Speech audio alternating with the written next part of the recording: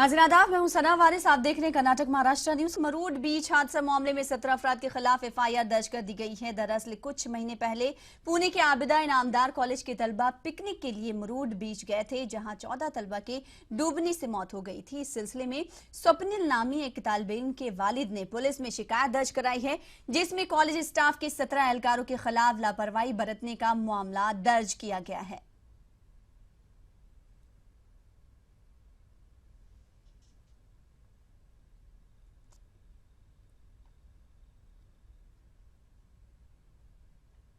बीड़ जिले के इष्टी गांव में पानी की वजह से एक 12 साल लड़की की मौत हो गई है। दरअसल योगिता अशोक देसाई नामी बच्ची पानी भरने के लिए दिन भर इधर उधर भटकती रही। इस दौरान शिद्दत की गर्मी की वजह से योगिता की तबीयत बिगड़ गई, जिसके बाद उसे अस्पताल में भर्ती कराया गया, लेकिन बच्ची फौत हो गई।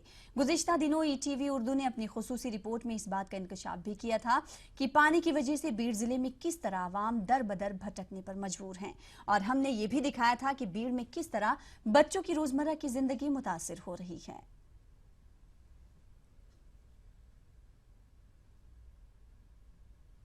बॉम्बे हाईकोर्ट ने 1 मई को आईपीएल मैच पुणे में खेले जाने की इजाजत दे दी है। अदालत ने आईपीएल के बकिया मुकाबले महाराष्ट्र से बाहर करने का हुक्म दिया है। बीसीसीआई की अपील पर बॉम्बे हाईकोर्ट में समाअत हुई, जिसमें अदालत ने ताजा फैसला सुनाया है। इस फैसले पर लोगों का रद्द-ए-अमल भी सामने आया है।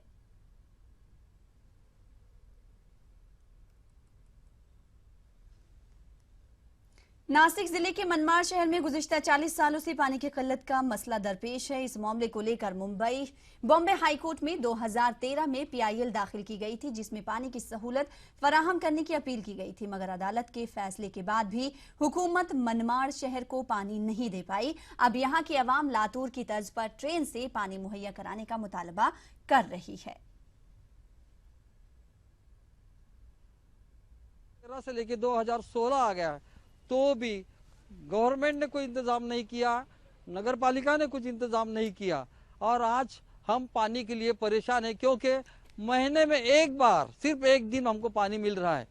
जैसे लातूर का ख्याल रखा गया और लातूर का ख्याल रख के उनको स्पेशल ट्रेन से पानी दिया जा रहा है। हमने भी उसी पिटीशन में मांग की है कोर्ट से कि हमको भी ट्रेन से पानी दिया जाए। उधर एमएनएस सदर राज ठाकरे मराठवाड़ा के दौरे पर हैं। बुध की सुबह राज ठाकरे ट्रेन से लातूर शहर पहुंचे। लातूर में उन्होंने टैंकर समेत पानी की सहूलत के लिए दिगर सामान फराहम किए। इसके बाद ठाकरे नलंगा कोर्ट में भी पेश हुए। लातूर के अलावा मराठवाड़ा के कई शहरों का राज ठाकरे दौरा करेंगे।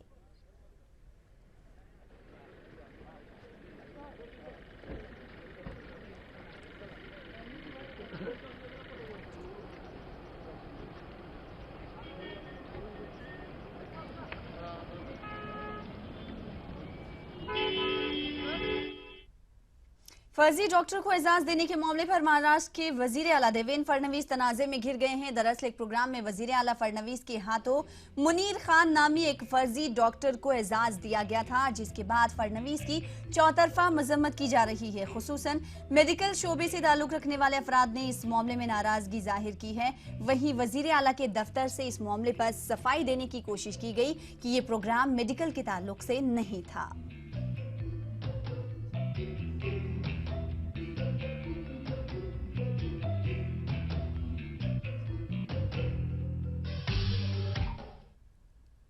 और अब बात बुल्डाना जिले की करेंगे, जहां के जामोद में फिरका वाराना कशीदगी के बाद अब हालात काबू में हैं। ताहम कर्फ्यू हटाए जाने के बावजूद गांव में हर सिमत सन्नाटा छाया हुआ है। शदीद गर्मी और पानी की अदम दस्तयाबी के दौरान पेश आए फिरका वाराना फसाद के सबब हालात खराब हो गए हैं। जमीयत उलमा हिंद की बुल्डाना यूनिट की जानिब से लोगों को रोजमर्रा की जिंदगी का साजो सामान भी तकसीम किया गया। वाज़ेह है कि 16 तारीख की शब जामोद में फिरका वाराना फसादात हुए थे। पुलिस ने 87 मुलजिमीन को फसाद के दौरान गिरफ्तार भी किया है।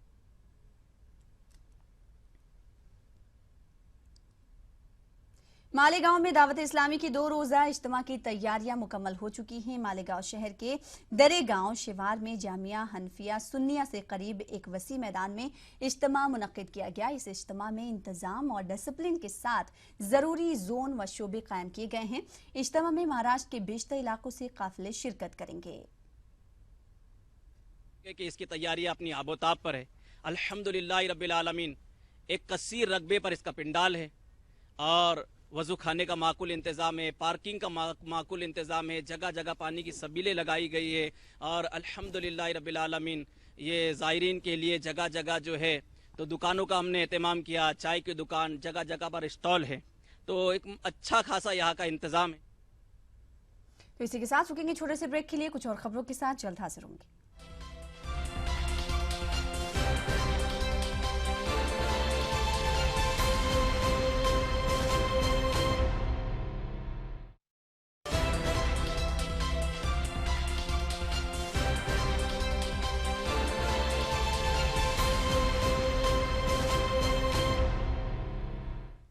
ब्रेक के बाद नजर डालेंगे कर्नाटक की सुर्खियों पर।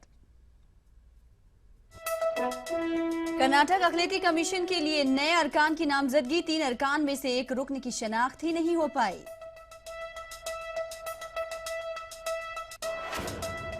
पीयूसी पर्चों की जांच का मामला, कर्नाटक में आज से पर्चों की जांच का काम शुरू, 2 मई को नतायज ऐलान करने का फैसला।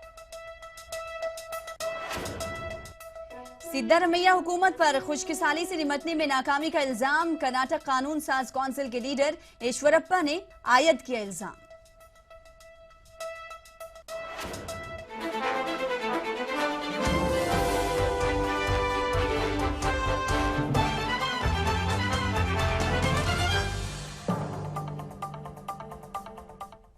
और अब खबरों की तफसील। तवील इंतजार के बाद कर्नाटक अकलेती कमीशन के लिए 3 अरकान की नामजदगी अमल में आई है, लेकिन हैरत की बात यह है कि 3 अरकान में एक रुकन की शनाख्त अब तक नहीं हो पाई है।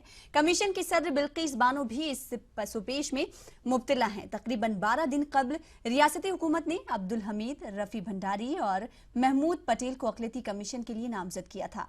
बीजापुर के सीनियर सहाफी रफी भंडारी और बेंगलुरु के एडवोकेट महमूद पटेल ने कमीशन में अपनी हाजिरी दर्ज कराई है, लेकिन एक और रुकन अब्दुल मजीद का अब तक कोई पता नहीं चल सका है।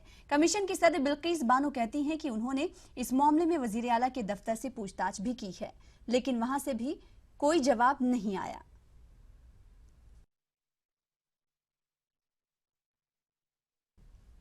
नहीं, ऐसी बात नहीं है, लेकिन अगर कोई उसकी शनाख्त रहने से ही हुकूमत की तरफ से उसे नॉमिनेट किया गया है। उन्होंने मेरे साथ या तो पॉलिटिकली अटैच भी नहीं है हमारे, या तो मैं पार्टी में कभी कांग्रेस पार्टी से ताल्लुक़ रखती हूँ, वहाँ कहीं मैंने नहीं देखा है, और मिनिस्टर साहब के अतराफ अपना भी नहीं देखा है। कोई एक डिस्ट्रिक्ट मिनिस्टर उनको रिकमेंड किया होगा, वो एड्रेस तो बेंगलुरु का दिए हैं। बेंगलुरु पीयूसी लेक्चर्स के एहतजाज वापस ले लेने के बाद आज से कर्नाटक के 46 मराकज में पर्चों की जांच का काम शुरू हो गया है। बेंगलुरु के 30 मराकज में लेक्चरों ने जांच शुरू कर दी है। पर्चों की जांच के मराकज के अतराफ पुलिस का सख्त बंदोबस्त भी किया गया है। इस मौके पर पीयू बोर्ड के डायरेक्टर रामेगौड़ा ने मीडिया को बताया कि तमाम मराकज में पर्चों की जाँच का अमल शुरू हो गया है। चंद सेंटरों में कोडिंग का काम चल रहा है, कल से वहां भी जांच का काम शुरू हो जाएगा। 2 मई को नतायज का ऐलान करने का फैसला किया गया है। मरकजी हुकूमत की नई पीएफ पॉलिसी के खिलाफ एहतजाज के दौरान सहाफियों पर जो हमले किए गए, इस मामले की पूछताछ करने की हिदायत दी गई है। वजीर आला सिद्धारमैया ने ये बात बताई। बेंगलुरु में मीडिया से बातचीत करते हुए वजीर आला सिद्धारमैया ने बताया कि सहाफियों की शिकायत पर तहकीकात करने की हिदायत दी गई है। इसके बाद कसूरवार अफसरों के खिलाफ सख्त कार्रवाई की जाएगी। दूसरी तरफ वजीर सेहत व खानदानी बहबूद यूटी कादिर ने बताया कि मरकजी हुकूमत ने जो नया कानून नाफिज किया है वो मजदूर मुखालिफ कानून है। कर्नाटक के रायचूर में हजरत सैयद शाह सैलानी बाबा रहमतुल्लाह अलैह की उस तकरीब का आगाज हो चुका है। 19 अप्रैल को पीर तरीक़त सैयद शाह नबी मुहिउद्दीन कादरी अल बसरी ने मरासिम संदल माली अंजाम दी। 21 अप्रैल को बाद नमाज असर फातिहा खानी के बाद उस तकरीब का इख्तिताम अमल में आएगा। उस शरीफ हजरत सैयद शाह सैलानी बाबा रहमतुल्लाह अलैह के मौके पर बिला लिहाज मजहब व मिल्लत लोग शिरकत करते हैं। वाज़ेह है कि दरगाह हजरत सैलानी बाबा रहमतुल्लाह अलैह का शुमार रायचूर जिले के कदीम व तारीखी आस्थानों में किया जाता है।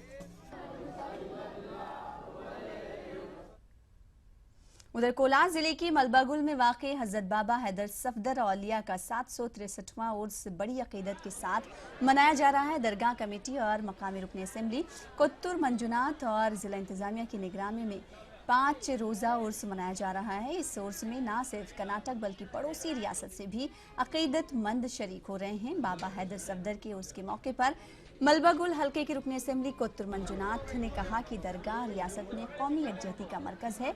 उर्स की तकरीब हिंदू और मुसलमान मिलकर मनाते हैं। तो खबरों का सिलसिला जारी रहेगा, रुकेंगे एक और ब्रेक के लिए।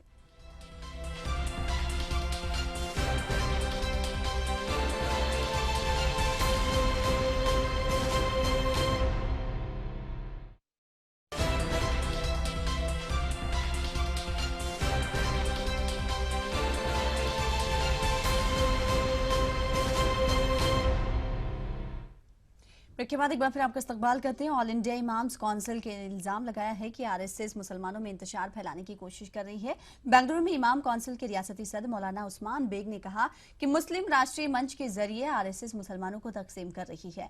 उन्होंने कहा कि इस्लाम में सूफी इस्लाम, वहाबी इस्लाम इस तरह की कोई तफरीक नहीं है, लेकिन हाल ही में मुनक्कदा सूफी कॉन्फ्रेंस के जरिए इस तरह का पैगाम देने की कोशिश की गई। उस्मान बेग ने कहा कि मुस्लिम राष्ट्रीय मंच की कोशिशों के खिलाफ ऑल इंडिया इमाम काउंसिल मुल्कगीर सतह पर इत्तेहाद मिल्लत मुहिम चला रही है। कोशिश की कि इस्लाम के अंदर इस तरह की कोई तफरीक नहीं है। इस्लाम सिर्फ इस्लाम है। इस्लाम सूफी इस्लाम अलग है, वहाबी इस्लाम अलग है, ऐसी कोई बात इस्लाम के अंदर नहीं है। मुसलमानों को मुत्तहिद पहले भी थे, आज भी हैं, आइंदा भी रहेंगे। कर्नाटक कानून साज काउंसिल में लीडर ऑफ अपोजिशन के एस येचुरप्पा वजीर आला सिद्धरामैया के हंगामी दौरों को लाहासिल बता रहे हैं। येचुरप्पा का कहना है कि मुख्तसर वक्फे में कैसे किसी भी इलाके की खुशकिसाली की संगीनी का जायजा लिया जा सकता है। येचुरप्पा ने सिद्धरामैया हुकूमत पर खुशकिसाली से निपटने में नाकामी का इल्जाम भी आयद किया। तो आप देखें रिपोर्ट और मुझे दें इजाजत। साथ ही साथ आपको बता दें कि आप हमारी वेबसाइट urdu.pradesh18.com पर मजीद खबरें तफसील के साथ देख सकते हैं। आदाब। बीजेपी के सीनियर लीडर के एस ईश्वरप्पा सिद्धरामैया हुकूमत पर अवाम मुखालिफ होने का इल्जाम आयद कर रहे हैं। ईश्वरप्पा का कहना है कि मुख्तलिफ अजला का वज़ीर आला का दौरा खानापुरी के अलावा कुछ भी नहीं है। कानून साज काउंसिल के लीडर ऑफ अपोजिशन का कहना है कि तूफानी दौरों से किसानों और पीने के पानी के मसाइल हल होने की कैसे तवक्को की जा सकती है। ಅದಕ್ಕೋಸ್ಕರ ನಾನು ಮುಖ್ಯಮಂತ್ರಿಗಳು ಒತ್ತಾಯ ಮಾಡ್ತಾನೆ, ಪ್ರತಿ ಜಿಲ್ಲೆಗೂ ಕೂಡ ನೀವು ಬೆಳಗ್ಗೆ ಒಂದು, ಮಧ್ಯಾಹ್ನ ಒಂದು, ಸಂಜೆ ಒಂದು ನೀವು ವಿಸಿಟ್ ಮಾಡ್ಕೊಂಡು ಬಂದರೆ ಆಗಲ್ಲ. ಒಂದು ಜಿಲ್ಲೆಯಲ್ಲಿ ಒಂದೊಂದು ದಿನ ಹೋಗಿ ಕೂತ್ಕೊಳ್ಳಿ, ಅಲ್ಲಿ ಮಂತ್ರಿ ಕರೀರಿ, ಶಾಸಕರಿಗೆ ಕರೀರಿ, ವಿರೋಧ ಪಕ್ಷ ಇರ್ಬೋದು, ಆಡಳಿತ ಪಕ್ಷ ಇರ್ಬೋದು, ಏನು ಪರಿಸ್ಥಿತಿ ಅಧಿಕಾರಿಗಳು ಕರ್ಸ್ಕೊಂಡು ಕೇಳಿ. ಆಗ ಒಂದು ರೀತಿ ನಿಮಗೆ ಸೀರಿಯಸ್ನೆಸ್ ಇದೆ ಅಂತ कहते ಎಲ್ಲಿ ಹಣ ಇಲ್ಲ ಅಲ್ಲಿ ಹಣ ಕೊಡಿ. ನಮ್ಮ ಸರ್ಕಾರದ ಹಣ ಕೊರತೆ ಇಲ್ಲ, ಪತ್ರಿಕೆಯಲ್ಲಿ ಹೇಳಿಕೆ ಕೊಟ್ಟರೆ ಸಾಕಾಗಲ್ಲ। ईश्वरप्पा का कहना है कि रियासत में खुशकिसाली की इतनी संगीन सूरत हाल है, इसके बावजूद रियासत के किसी वजीर के पास अपने इलाके का दौरा करके हालात से आगाही हासिल करने का वक्त नहीं और वज़ीर आला ऐसे ही वजीरों को साथ लेकर चल रहे हैं। ईश्वरप्पा ने भी ऐसे इलाकों का दौरा किया जहां वज़ीर आला ने दौरा किया था। बीजेपी लीडर ने कहा कि खुशकिसाली से निपटने और किसानों को इमदाद फराहम करने के लिए रियासती हुकूमत को मरकज की जानिब से फंड दिया जा रहा है, लेकिन रियासती हुकूमत इसका सही इस्तेमाल नहीं कर रही है। ETV news, Gulbarga.